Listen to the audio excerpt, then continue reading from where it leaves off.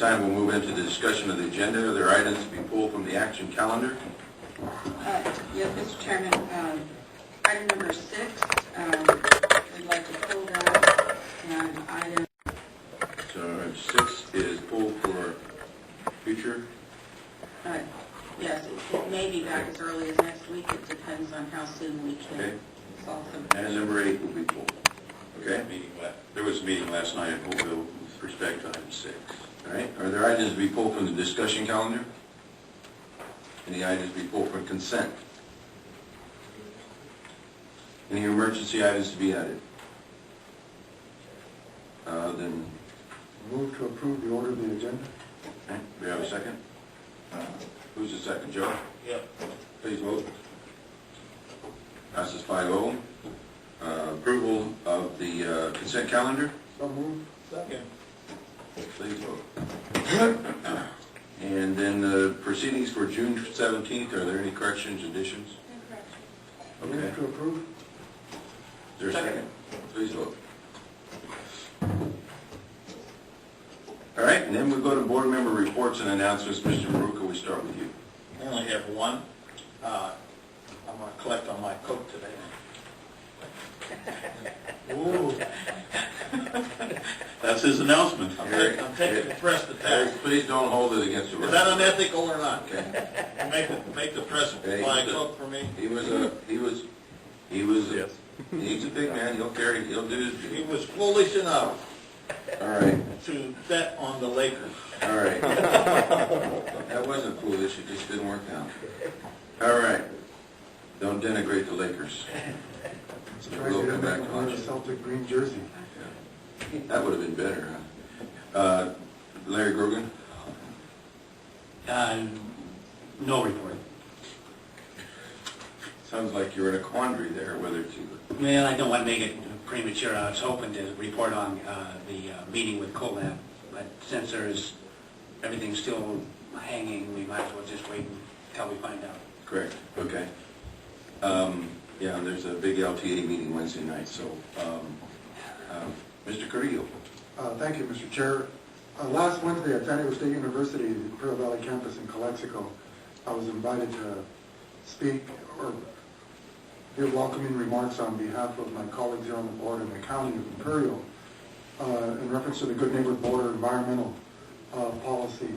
And it was a very enlightening conference that was held over 2 days on the international border.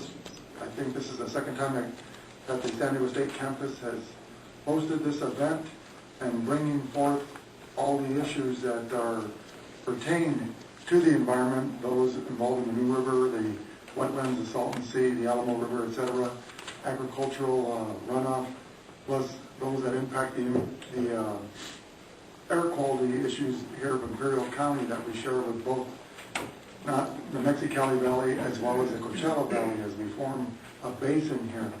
And so you had representation from different environmental groups and federal government agencies that address issues throughout the southwest border. And Brad Foresme was one of the featured presenters there and gave a very enlightening presentation that impressed all those in attendance. And he may be commenting on this later during the department head reports. And segueing into department head reports, I would like at the next appropriate meeting or meetings an update from the departments under our employee that to give us their strategic plan for the upcoming year as to programs and projects that they'll be addressing so that we have a more focused idea as a Board of Supervisors. Either they can present it to us via email or give it to us hard copy, but if they wish to present before the board, that we allocate time for them, whether it be 5 to 10 minutes per department, just to give us a synopsis of their department, the programs that they administer, and the projects that will be coming under their department, so that we can respond to the public. We have an idea so that we're not blindsided down the road.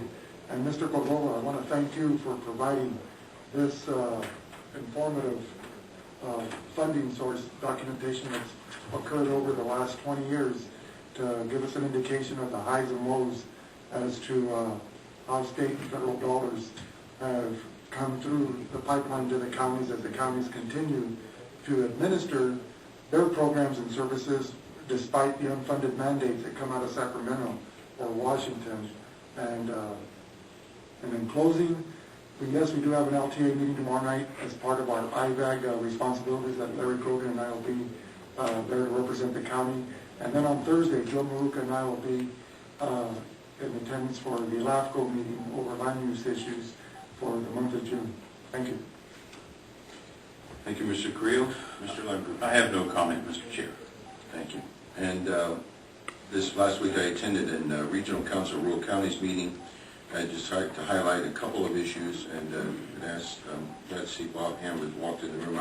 I'll be talking about one bill that we spoke about, and one thing that we talked about at the meeting, and we heard just yesterday that it's been accepted and will be part of the budget, is the February election reimbursement to counties for the cost of that elections, which is of course millions and millions of dollars statewide, that's going to be covered by the state. That's a good thing. Last time we had to fight for, what was it, 2 years to get reimbursed, and so that's a little faster. We also had discussion about the statewide 211 telephone notification system, something we have begun working with San Diego on. So we talked about that. There's a great deal of discussion about fire issues. As you read the paper and see the news, there's a lot of fires going on around the state right now. Matter of fact, while we're at this meeting, that's when the big storm blew into northern Cal that caused dozens and dozens of lightning fires, and they're battling them on a number of fronts. And we have, I think Fred is here, we have two crews, two groups that have been called out by the state OES to assist in these fires, and so it does pertain to us. It's mutual aid and part of the emergency system in California. We participate in that. So we have men and equipment that will be on the lines there working to protect structures or what have you, whatever they're assigned to do. They'll do whatever they're assigned to do, and do it well. They always have. A couple of things specifically to talk about is, and I'm glad Bob Ham came in the room for, Assembly Bill 2754, Bob. This is by the new leader of the Senate, actually Bass, Assembly, excuse me. And it is a bill that she's brought forward that would expand what is allowable under workers' comp. Has to do with, I can't even say the word, but it's MRSA or staph infection, that would allow it to be added to the list of presumption for workers' comp claims anyway. And it's a big issue there. The bill that's up, that RCRC has taken a position of opposed to this. I'd like for it, and they're asking for our counties to also look at that. So if you take a look at that bill, bring it back to us for consideration. The other thing is, and I'll make a copy of this for all the members of the board, and Mr. Ham here as well, of course.